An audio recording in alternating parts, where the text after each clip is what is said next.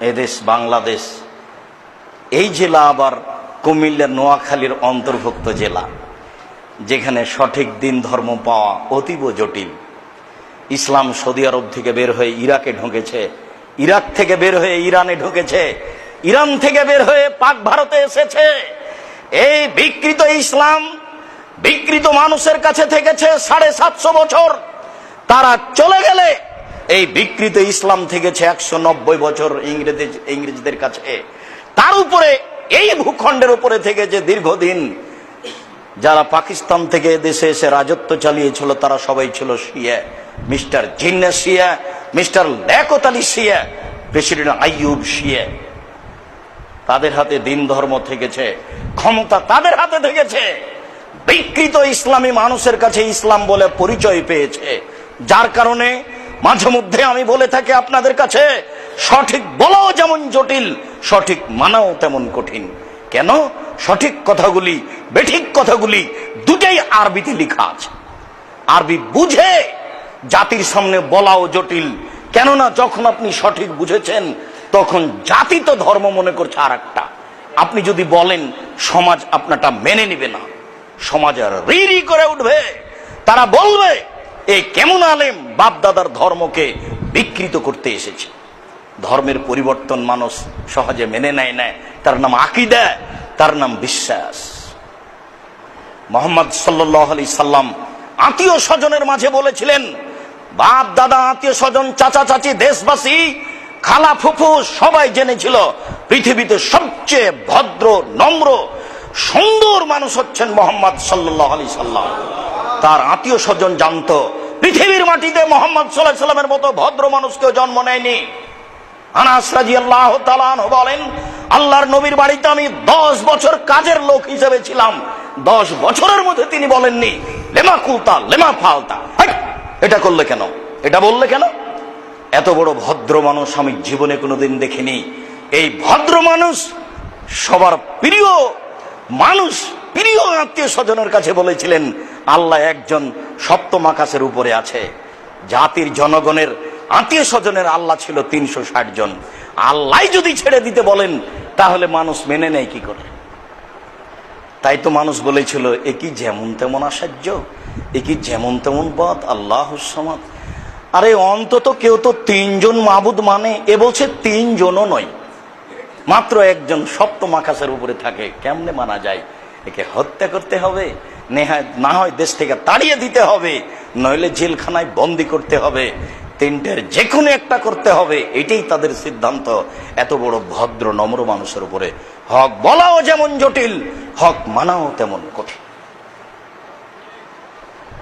আবু হুরায়রা রাদিয়াল্লাহু তাআলা আনহু বলেন, রাসূল সাল্লাল্লাহু আলাইহি ওয়াসাল্লাম বলেছেন, ইয়াতি আলান নাসে জামানুন লা ইউবালিন নাস মা খাজা মিনহু আমিনাল হালাল আমিনাল হারাম।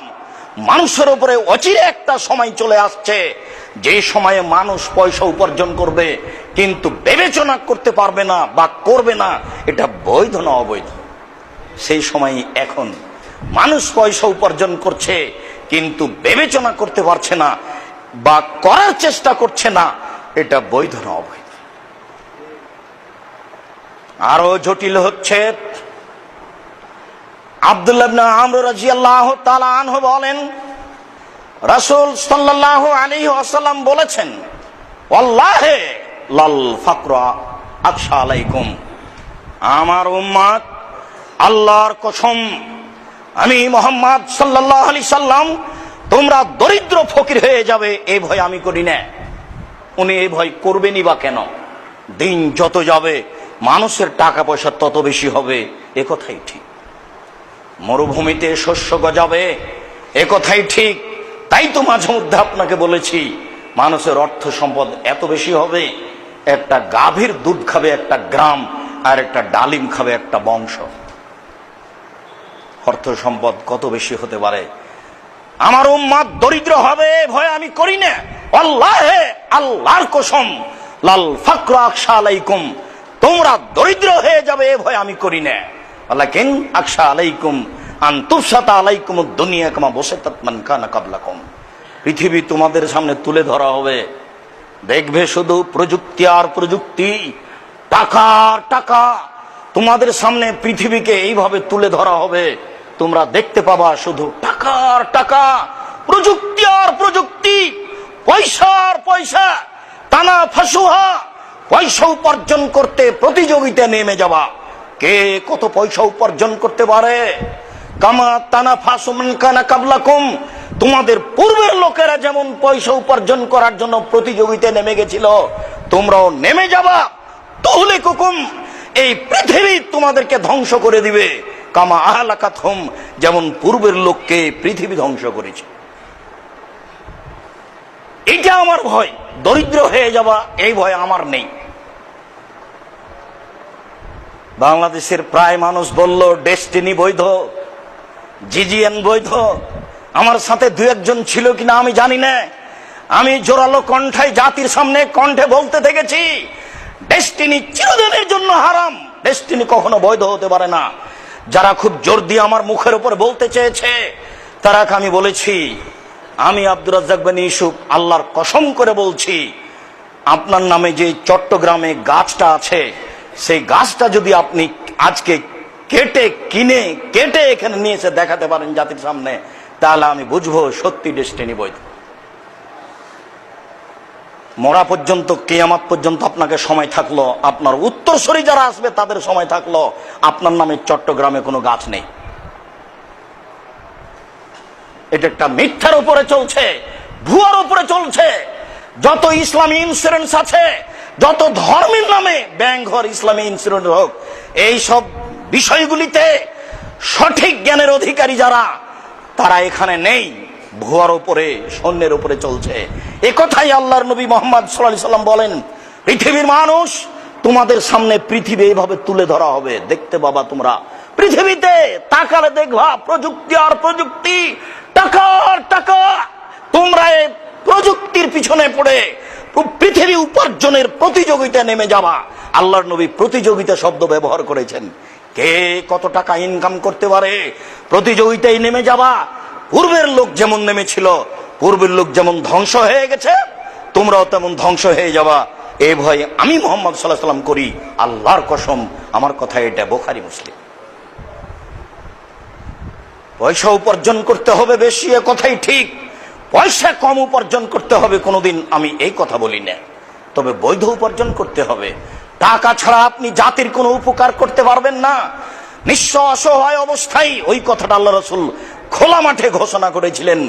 তিনি খোলা মাঠে বলেছিলেন, 450 কিলোমিটার দূরে, 600 কিলোমিটার দূরে যেতে হবে। তাবুকের যুদ্ধে কে কি করতে পারে, কে দান করতে পারে। সেদিন ওমর রাদিয়াল্লাহু তাআলা আনহু বলেছিলেন, আজকে আবু বকর সিদ্দিককে পরাজয় করে দেব। এই কথা তিনি নিজে বলেছিলেন, আজ আমি দানে আবু বকর সিদ্দিককে পরাজয় করে দেব, আমার অর্থ সম্পদের অর্ধেক দান করব। ওমর, কি করতে চাও? ওমর বলছেন, আল্লাহর নবী, আমার অর্থ সম্পদের অর্ধেক দিয়ে দিলাম। বাড়ির জন্য কি রেখেছো? অর্ধেক রেখেছি। আবু বকর, এ কিন্তু আবু দাউদের সহিহ হাদিস। আবু বকর, তুমি কি করেছো? তখন আবু বকর সিদ্দিক রাদিয়াল্লাহু আনহু বলছেন, আল্লাহর কসম, আল্লাহর নবী, আপনাকে আর আল্লাহকে বাড়িতে রেখে যা আছে সবই দিয়ে দিলাম। 10 টাকাও হবে না, ভ্যান ভাড়াও হবে না। কিন্তু তিনি যা বলেছেন, কিয়ামত পর্যন্ত তার কথাকে ডিঙ্গিয়ে কেউ যেতে পারবে না।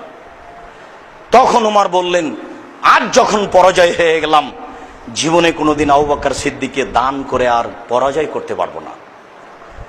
যা টাকা ছিল তাতে হয়তো আবু বকর সিদ্দিকের টাকার চেয়ে উমরের টাকা 10 গুণ বেশি হতে পারে, কিন্তু ভাষা যেটা আবু বকর সিদ্দিকের ছিল, এই ভাষাকে ডিঙ্গিয়ে পৃথিবীর কেউ যেতে পারবে না। আবু বকর সিদ্দিক রাদিয়াল্লাহু তাআলার ভাষাটা ছিল, আপনাকে আর আল্লাহকে বাড়িতে ঘিরে সব দিয়ে দিলাম। তখন আল্লাহ নবী বলছেন, উসমান, তুমি কি করছো? তখন উসমান রাদিয়াল্লাহু তাআলা বলছেন, এবার টাকা। উসমান রাদিয়াল্লাহু তাআলা বলছেন, আল্লাহর নবী, যত মানুষ তাবুকের যুদ্ধে যাবে, সমস্ত মানুষের অর্ধেকের যাতায়াত খরচ, খাওয়া খরচ আমি দিব। এর নাম টাকা। আপনি ভাবতে পারবেন না, এদেশের সরকারকে যদি এখন বলা হয় রাজি হবে না। 30,000 মানুষ ছিল, 15,000 মানুষকে 15,000 উট দিবেন, যাতায়াত খাওয়া খরচ দিবেন 3 মাসের, তার নাম টাকা। উসমান ধনী ছিল। আমি টাকা পয়সা ইনকাম করতে বলছি, কিন্তু মুহাম্মদ সাল্লাল্লাহু আলাইহি সাল্লাম যেটা ভয় করছেন আমাদের উপরে, সেটা হচ্ছে আমরা বিবেচনা ছাড়াই পয়সা উপার্জন করব। কখন পয়সা আমাদেরকে ধ্বংস করে দিবে এটাই তার ভয়।